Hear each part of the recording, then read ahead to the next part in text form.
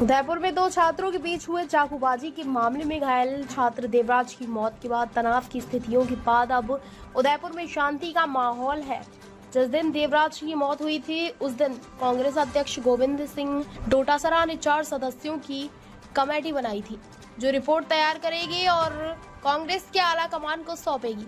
सांसद भजनलाल जाटव, पूर्व मंत्री रामलाल जाट, पूर्व मंत्री उदयलाल आंजना और कांग्रेस प्रत्याशी ताराचंद मीणा जो इस कमेटी के सदस्य हैं, आज कमेटी के सदस्य उदयपुर में पहुंचे, जहां उन्होंने छात्र देवराज के घर पर माता पिता और परिजनों से मिलकर घटना की वस्तु स्थिति जानी और उसके बाद कमेटी की सदस्य संभागीय आयुक्त कार्यालय पर पहुंचे। इस संभागीय आयुक्त राजेंद्र भट्ट और आईजी अजय पाल लांबा से इस मामले पर चर्चा की गई।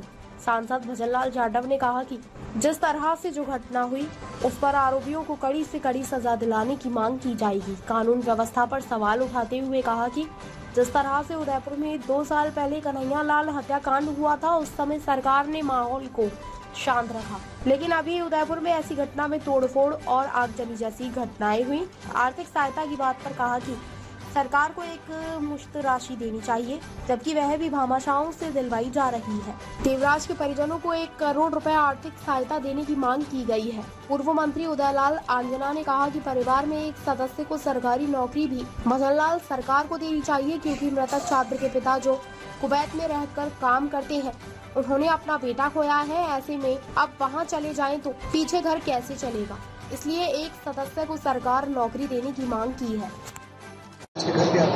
हाँ, बिल्कुल जो भी उसकी देवराज की जो मृत्यु हुई है बहुत निर्मम हत्या है और पूरा परिवार पीड़ित है। हम सब लोगों को बड़ा दुख महसूस हुआ कि एक 14 साल के बच्चे की जान चली गई। निश्चित तौर पर बहुत बड़ा दुख है।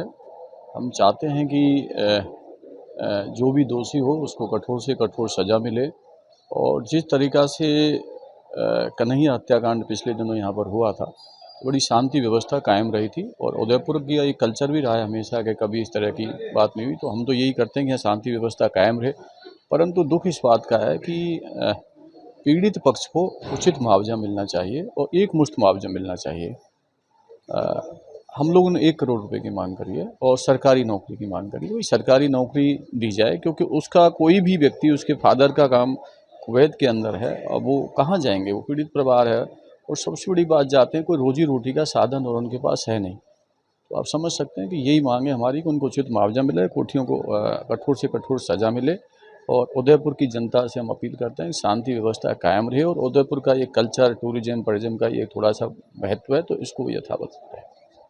जिस संदर्भ में भी आए हैं, इसकी प्रतिक्रिया भी हमारे सांसद महोदय, पूर्व मंत्री महोदय ने दी है और इसी संदर्भ में पूरी कमेटी मिली है। कांग्रेस काफ़ी चिंतित है इस प्रकार की घटना से और बेवजह लोगों की गाड़ियों को जला देना, ये कर देना, कोई घटना हो गई तो मतलब इस प्रकार से उदयपुर का माहौल ख़राब करना, जिससे पूरे समाज पर फर्क पड़ता है, तो कंट्रोल होना चाहिए।